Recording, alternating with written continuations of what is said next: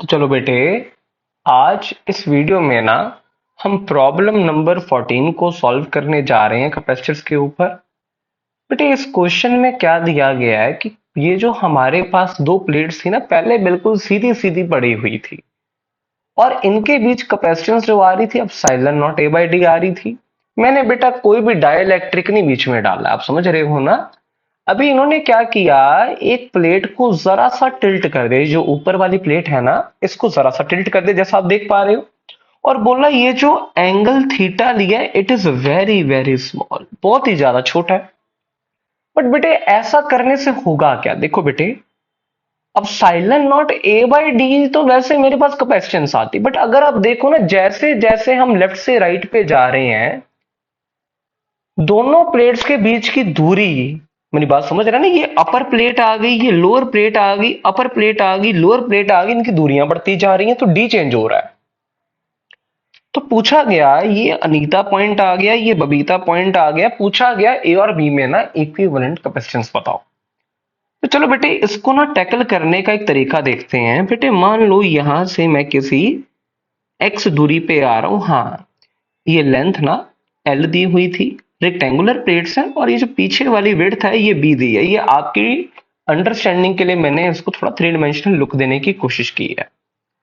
अब बेटे एक्स पे जाके अगर बहुत ज्यादा छोटी स्ट्रिप मैं काट लूं ना, ये वाली जिसकी थिकनेस बेटे शायद डीएक्स आ जाए, आप समझना, ये जो डीएक्स वाली स्ट्रिप आई है, मैं पता है इसको कैसे देख रहा हूं, ये ऐसे चली गई, इसके ऊपर का पोटेंशियल बेटे ए है, नीचे का पोटेंशियल बेटे बी है। ऐसे स्ट्रिप में आगे भी काट सकता था पीछे भी, पर सभी के ऊपर का पोटेंशियल ए आएगा, नीचे का बी आएगा, तो मुझे समझ आता है कि ये शायद पैरेलल कॉम्बिनेशन बना पड़ा।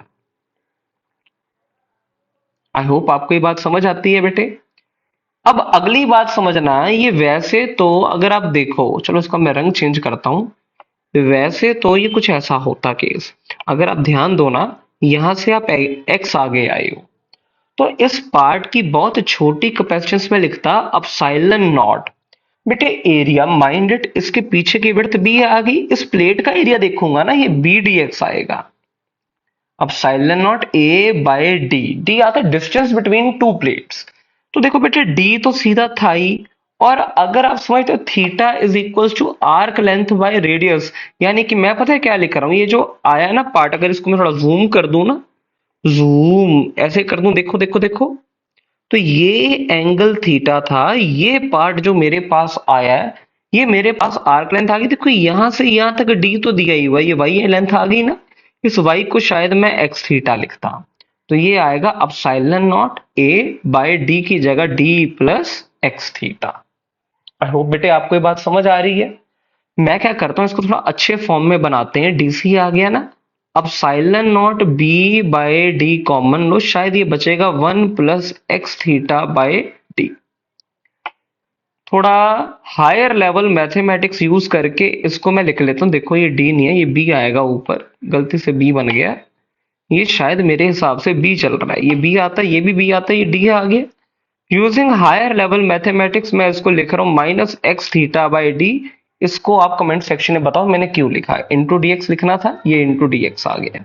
ओहो बेटे बाइनोमियल थ्योरम यूज की है, समझ रहा है ना, क्योंकि थीटा बहुत छोटा थी क्या है, ये जो टोटल कंपोनेंट आया है इसको पहले मैं ऊपर लेके जाता, one plus x theta by D raise to the power minus one बनता, फिर बाइनोमियल थ्योरम लगा के मैंने ये बनाया।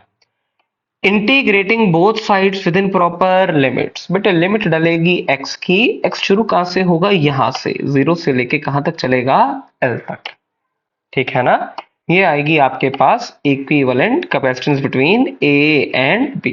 कितना आ गया बोलो बोलो, अब साइलन नॉट बी बाई डी तो ये आ गया, इंटीग्रेशन करूंगा upper limit minus lower limit L square theta by two D.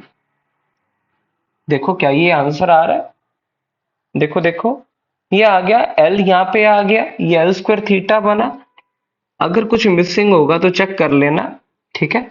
मेरे हिसाब से रिजल्ट आ जाना चाहिए। आई होप बेटे आपको ये क्वेश्चन समझ आया है। अगर इसमें बेटे आपको कोई भी डाउट है तो प्लीज नीचे दिए कमेंट सेक्शन में जरूर बताएं, ठीक है। और अगली वीडियो में मिलते हैं, थैंक्स फॉर वॉचिंग।